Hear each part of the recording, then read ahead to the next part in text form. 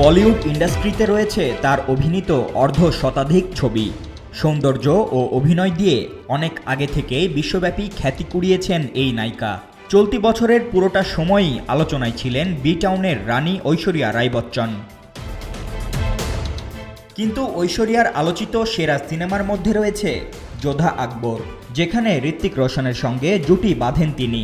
2008 সালে মুক্তি পাওয়া এই ঐতিহাসিক ছবিটি বক্স অফিসে দুর্দান্ত সাফল্য পেয়েছিল এবং আজও দর্শকদের মনে বিশেষ জায়গা ধরে রেখেছে। এবার ছবিটি নিয়ে নতুন এক সাফল্যের কথা শোনা গেল। যোধা আকবর ছবির বিয়ের দৃশ্যে এক বিখ্যাত লাল লেহেঙ্গা পরেছিলেন ঐশ্বরিয়া। সেই লেহেঙ্গাটি বর্তমানে অস্কার একাডেমি মিউজিয়ামে প্রদর্শিত হচ্ছে। বিখ্যাত ডিজাইনার নিতা লুল্লা ডিজাইন করেছিলেন লেহেঙ্গাটির, যা ভারতীয় ঐতিহ্য ও শৈল্পিক দক্ষতার এক অসাধারণ উদাহরণ।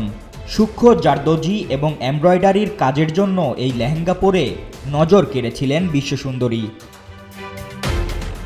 লেহেঙ্গার সঙ্গে ঐশ্বরিয়ার পরা ভারী নেকলেসে একটি নীল ময়ূর এবং কুন্দনের কাজ ছিল, যেখানে তাকে একেবারে রানীর মতো লাগছিল। Academy of motion picture arts and sciences এই বিষয়ে একটি ভিডিও শেয়ার করেছে, যেখানে লেহেঙ্গা একটি ডামির ওপর দেখানো হয়েছে।